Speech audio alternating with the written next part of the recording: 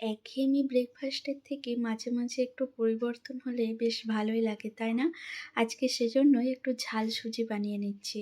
সময় একদমই কম ছিল হাতে, তাই তাড়াহুড়োর মধ্যে বানিয়েছি। মোটামুটি ৫-৭ মিনিটের মধ্যেই এটা রেডি হয়ে যায়।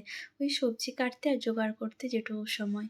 কড়াইয়ে সাদা তেল গরম করে নিয়ে কাজু কিশমিশটা হালকা করে ভেজে একপাশে সরিয়ে রেখে ওই তেলের মধ্যেই জিরে আর শুকনো লঙ্কা ফোড়নে দিয়েছি। সবজির মধ্যে ফুলকপি, আলু, গাজর আর একটু পেঁয়াজ কুচি করে নিয়েছি।